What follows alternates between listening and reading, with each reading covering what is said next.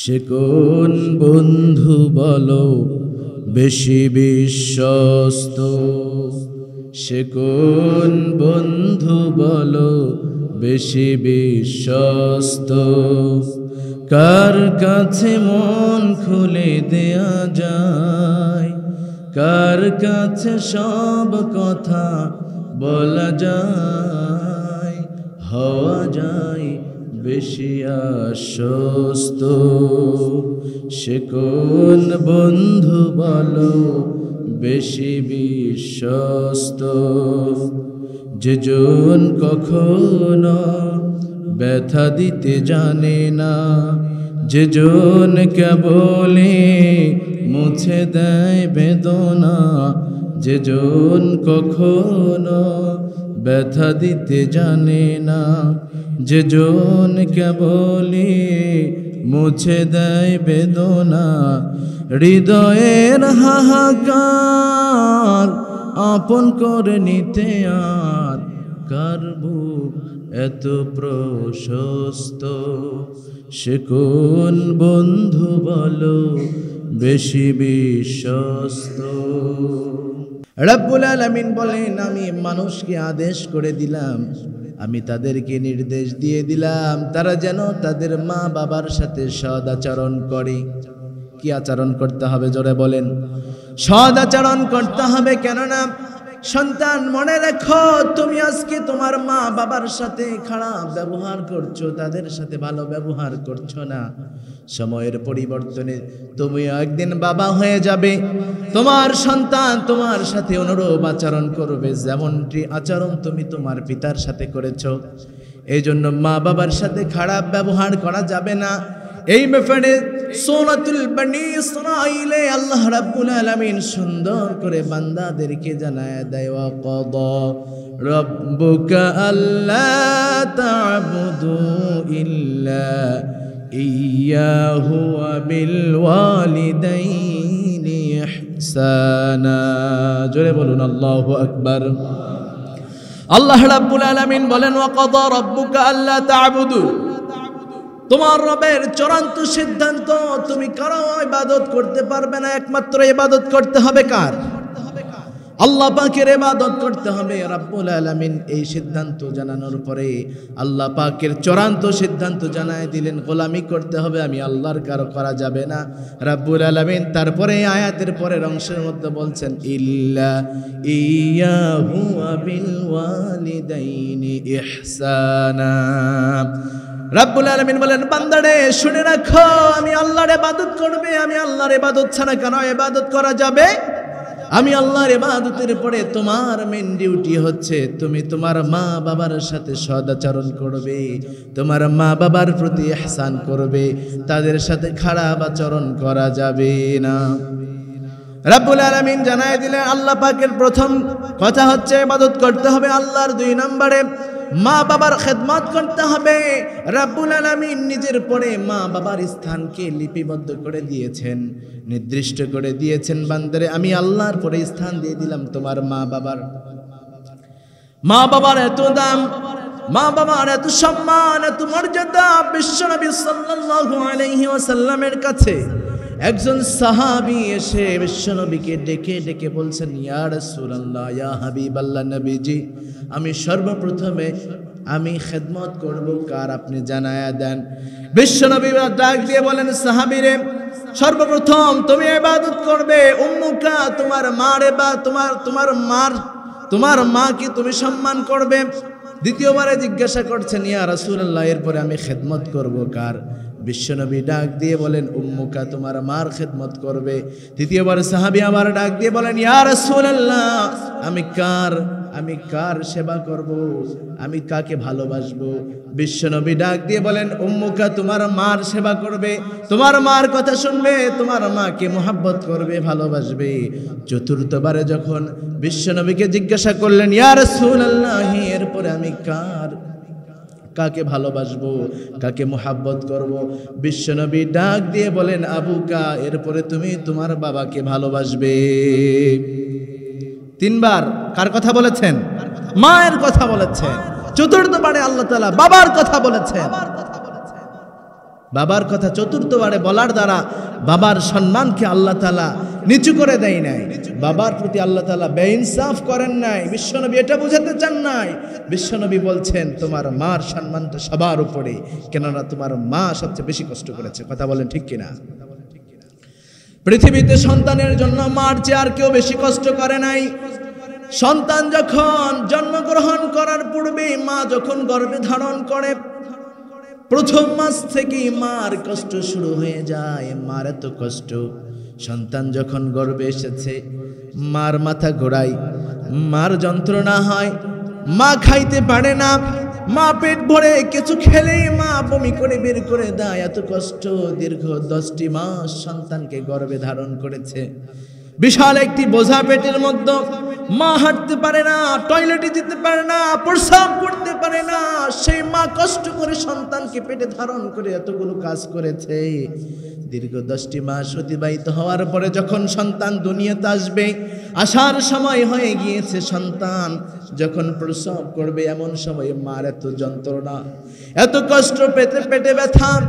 আল্লাহর হাবিব সাল্লাল্লাহু আলাইহি ওয়াসাল্লাম বলেন, মার যে প্রসব বেদনা এত যন্ত্রণাদায়ক, যদি কোনো পুরুষের এই ব্যথা হতো, পুরুষ হার্ট অ্যাটাক করে মারা যেত, সে সহ্য করতে পারতো না। কিন্তু আল্লাহ তাআলা মাকে এত ধৈর্য দিয়েছেন, যেই মা এত ব্যথা সহ্য করে বালতিকে বালতি রক্ত খেয়ে নিজের জীবনকে বাজি রেখে সন্তানকে দুনিয়াতে নিয়ে এসেছেন। সে কে? সে মা। মা এত কষ্ট করে সন্তানকে দুনিয়াতে নিয়ে এসেছে। আজকে সেই মার সাথে খারাপ আচরণ আমরা করি। আমি আমার বউ, আমার বিবি, বাচ্চা নিয়ে আমি সুন্দর ঘরের মধ্যে আছি, আর আজকে আমার মা বাবার স্থান হয়েছে গরুর সাথে। কথা বলেন ঠিক কিনা? আমি আমার মা বাবাকে দেখতে পারি না। আমার ভালো মন্দর ব্যাপারে আমার মা আমাকে জিজ্ঞাসা করলে আমি গালি দেই, তুমি বুড়ি হয়ে গিয়েছো, কথা বলবা না, চুপ করো। আছে না নাই এমন?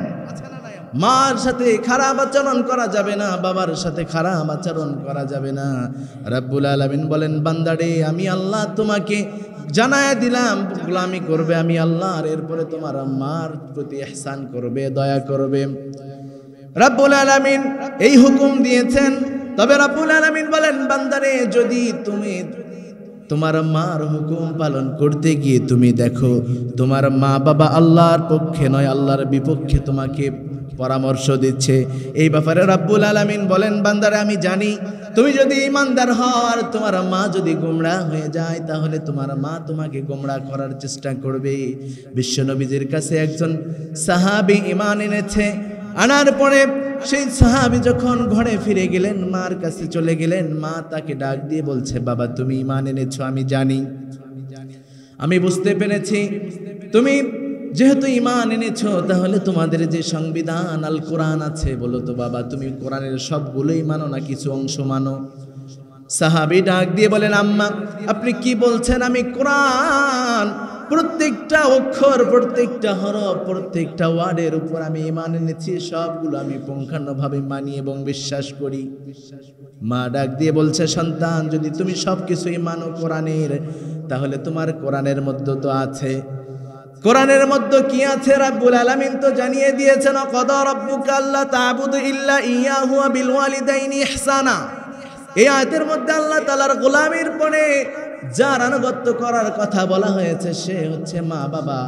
আমি তোমার মা হয়ে আমি তোমার কোরআনের পক্ষে হয়ে তোমাকেই জানাচ্ছি, আমি মা তোমাকে আদেশ করছি তুমি আজ থেকে ইসলাম ত্যাগ করবে। কে বলতেছেন এই কথা? মা বলতেছেন এই কথা। রব্বুল আলামিন জানে এমন সিচুয়েশন তৈরি হবে, এই জন্য রব্বুল আলামিন সূরাতুল আনকাবুতের 8 নম্বর আয়াতে কারিমার মধ্যাংশের মধ্যে বলে দিয়েছেন, ওয়া ইন জাহাদাকা লিতুশরিকা বিহি মা লাইসা লাকা বিহি ইলমুন।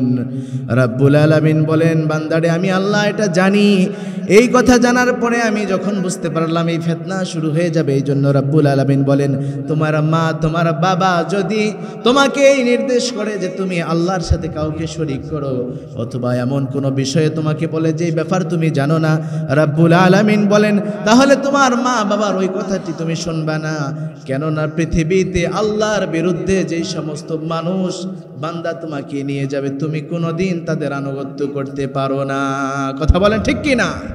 আমার পীর যদি আমাকে আল্লাহর বিরুদ্ধে নিয়ে যায়, আমি সেই পীরের কথা শুনবো না।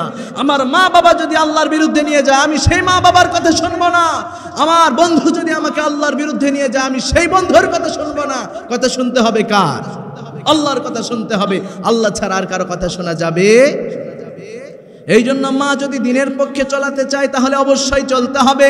মা যদি ভালো কথা বলে মার কথা মানতে হবে, বাবা যদি ভালো কথা বলে বাবার কথা মানতে হবে। যদি দিনের বিরুদ্ধে, কোরআনের বিরুদ্ধে মা বাবা যেতে বলে, আমার জীবন চলে যাবে, আমি আল্লাহর বিরুদ্ধে যেতে পারবো না। কথা বলেন ঠিক কিনা? সন্তান মা বাবার অবাধ্য হয়েছে, সন্তান নাপাক প্রেমে আসক্ত হয়ে গিয়েছে। মা এই কথা জানার পরে সন্তানকে যখন বারবার নিষেধাজ্ঞা দেয়, মা যখন শেষ পর্যায়ে বলল, বাবা তুমি সম্পর্ক রাখতে পারবে না, ওই মেয়ের সাথে কথা বলবে না, তুমি নাপাক সম্পর্ক রাখতে পারো না। মা যখন বিভিন্নভাবে বাধা দেওয়ার চেষ্টা করে, সন্তান প্রেমাসক্ত সন্তান, বিভিন্ন ধরনের প্রেমিকার চাহিদা পূরণ করাতে হয়। মাসে, প্রত্যেক মাসে প্রেমিকার পেছনে কিছু টাকা খরচ হয়, যে টাকাগুলো মা বাবার থেকে সন্তান পায়। মার থেকে এক সময় টাকা চেয়ে বসলো, মা আমার কিছু টাকা লাগবে। তার প্রেমিকার চাহিদা পূরণের জন্য মা যখন টাকা দিতে চাইল না, প্রেমিকার চাহিদা পূরণ হলো না। প্রেমিকা যখন তার প্রেমিককে বিভিন্ন ধরনের গালমন্দ অকথ্য কথা শোনায় দেয়, ছেলেটি এত রাগান্বিত হয়ে গেল। রেগে যাওয়ার কারণে নিজের ক্ষোভ, নিজের রাগের বশে সন্তান যখন বাড়িতে ফেরার পরে দুপুর বেলা দেখে মা তরকারি কোটাকুটি করতেছে, সন্তান আসবে দুপুরে খাবার খাবে, সন্তানের জন্য খাবার রান্না হচ্ছে। এমন সময় হৃদয় বিদারক একটা বিষয়, একটা ঘটনা দেখতেছে, মা তরকারি কুটতেছে। ঠিক এই সময় সন্তান পিছনের দিক থেকে চলে আসলো। আসার পরে মার গলার মধ্যে কাপড় দিয়ে শ্বাসরোধ করে দিয়েছে। শ্বাসরোধ করে দিয়ে নিজের হাত দিয়ে মার নাক মুখের মধ্যে হাত দিয়ে মার শ্বাসরোধ করার চেষ্টা করেছে সন্তান। দীর্ঘ কিছু সময় মার মুখ চেপে রাখার কারণে, গলায় শ্বাসরোধ করে রশি টেনে ধরার কারণে কিছুক্ষণের মধ্যে মার দেহ থেকে প্রাণবায়ু চলে গেল। ওরে সন্তান, তুমি কোন হাত দিয়ে তোমার মার মুখটা চেপে ধরলে? কোন হাত দিয়ে তুমি তোমার মায়ের শ্বাসরোধ করে ফেললে? যেই হাত তুমি যখন ছোট ছিলে সেই হাতের মধ্যে তোমার মা চুমু দিয়েছে। তোমার শরীরের এমন অঙ্গ প্রত্যঙ্গ নাই যে অঙ্গের মধ্যে তোমার মার চুমু পড়ে নাই। এমন মাকে তুমি শ্বাসরোধ করে মেরে ফেললে। মা যখন মারা গেল, একটা কাপড়ের মধ্যে প্যাকিং করে বাড়িতে ছিল ডিপ ফ্রিজ, সেই ফ্রিজের মধ্যে মাকে ঢুকে রেখেছে। ঢুকে রাখার পরে এবার চিন্তা করতেছে কেমনে এত বড় অপরাধ থেকে বাঁচা যায়। রাব্বুল আলামিন বলেন, বান্দারে দুনিয়ার যত মক্রবাজি তোমাদের আছে, ওয়া মাকারু ওয়া মাকারাল্লাহ ওয়াল্লাহু খায়রুল মাকিরিন। দুনিয়ার চালাকি, দুনিয়ার ধোঁকাবাজি যেখান থেকে শেষ হয় সেখান থেকে আল্লাহ পাকের কৌশল শুরু হয়ে যায়। রাব্বুল আলামিন বলেন, বান্দারে তুমি যতই কৌশল করো মাপ পাবে না। যখন ছেলেটি নিজেকে বাঁচার জন্য প্রচেষ্টা শুরু করে দিল, বাড়ি থেকে বেরিয়ে গেল, বাহিরে পার্কে বিভিন্ন জায়গায় ঘোরাঘুরি করার পরে দীর্ঘ সময় পরে যখন সন্তান বাড়িতে ফিরল, বাড়িতে ফেরার পরে এইবার সন্তান শুরুতে একটা কাজ করেছিল, সে চিন্তা করেছিল মানুষকে জানায় দিব ঘরে ডাকাত ঢুকেছে।